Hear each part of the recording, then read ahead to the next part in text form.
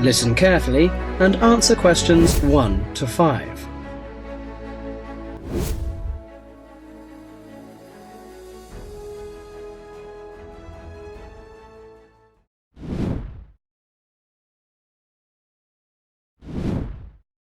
Listen carefully and answer questions 1 to 5.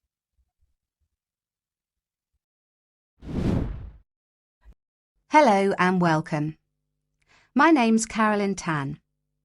Just as there are a great number of different courses and places to study here, the teaching methods used and the skills you need will vary, depending on the subject you study and the college or university you attend. All courses vary, but most include some of the teaching methods I'm going to talk about today. Generally speaking, in some subjects, you will have timetabled classes for most of the week. In others, you may only have a few hours timetabled and will be expected to work independently for a substantial amount of time. Working independently is crucial at university. I'm going to go over the 3 main types of teaching method you will have here. These are lectures, seminars, and tutorials. There are other methods that you will come across, like workshops, group work, and practical work, but I'll describe the 3 main types for now. I'll briefly describe what they are and try to give you some helpful advice in dealing with them. Let's start by looking at lectures. These are large classes, usually lasting around 1 hour, where a lecturer or tutor talks about a subject and the students take notes. On some courses, there can be over 100 students in a lecture. Unfortunately, there is usually little or no opportunity to ask questions during the lecture. Lectures are usually intended to do 3 things. Firstly, to guide you through the course by explaining the main points of a topic. Secondly, to introduce new topics for further study or debate. And thirdly, to give you the most up-to-date information that may not be included in textbooks. So as you can see, it's essential to go to lectures. Of course, you need to take notes in lectures. Remember, you don't need to write down everything the lecturer says. Try to concentrate on the main points and important details. Most lecturers use stories, examples, and even jokes to illustrate a point. And you shouldn't write these down. When you take notes in lectures, abbreviations and symbols for common words and terms can help you write faster. If there is something you don't understand, make a note to ask after the lecture or in a tutorial. Most students try to write up their notes after a lecture. It's a good idea to try to be organised. Keep your notes from your lectures in order in a file, but don't just file the notes away until your exams. Read through them regularly, as this will help you with your revision. It's really important to go over your lectures. As an international student, the lecturer will recognise that you may need more help in lectures and that you may want to record the lecture on a digital recorder.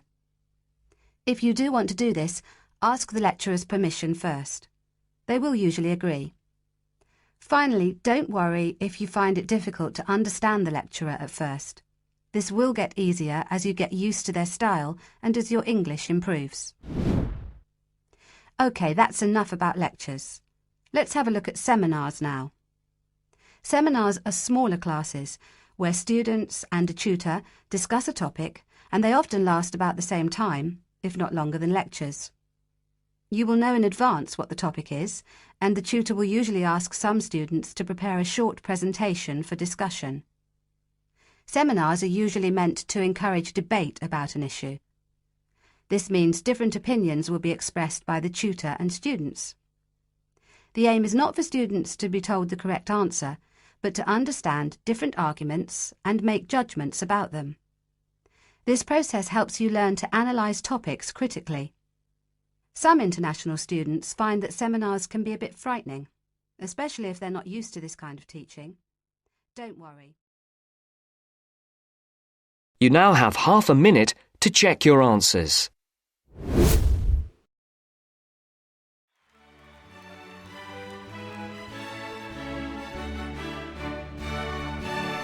Thank you. Now we're done with the first part.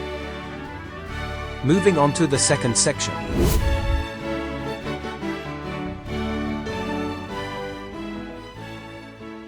John has applied to train as a teacher and is being interviewed. In this stage of the interviewer will discuss John's previous studies and work experiences. Listen carefully to the first part of the conversation. Hello, come in and take a seat. You are John Evans? Yes, I am. Well, as I'm sure you're aware, the purpose of this part of the interview is to go over your CV and talk a little further about your previous studies and experiences. Yes. So, your first degree was in French, of course? Yes, with a minor in film studies. An interesting combination. Mostly French films, presumably? Well, European cinema in general, but with a bias towards French cinema.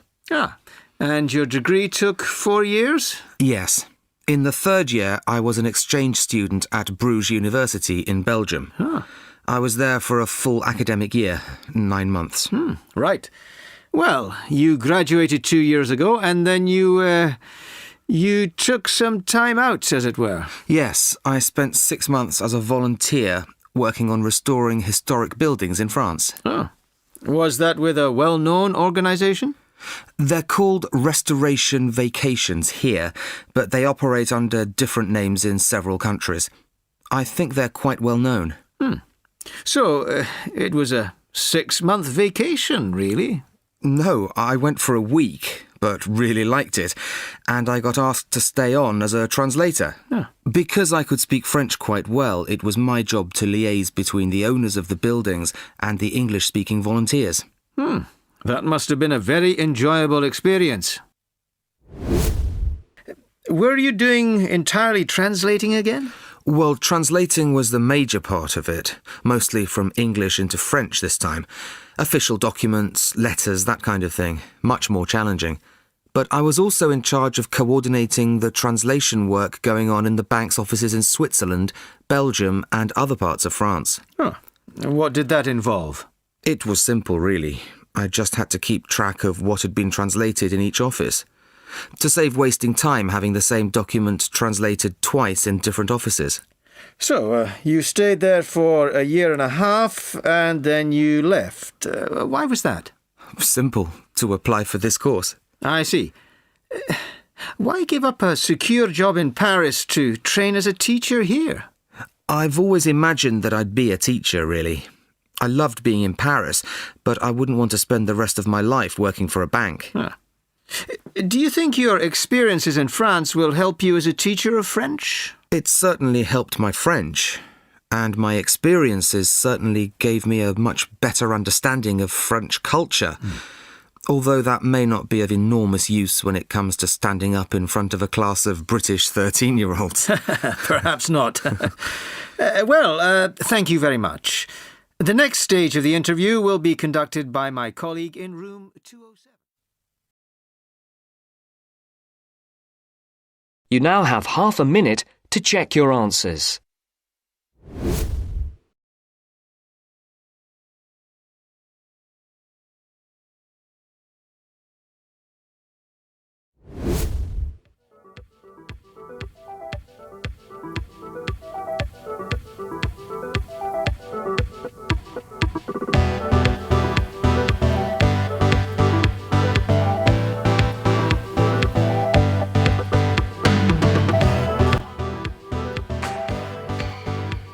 Practice is key to improving your skills in all 4 sections of the English exam.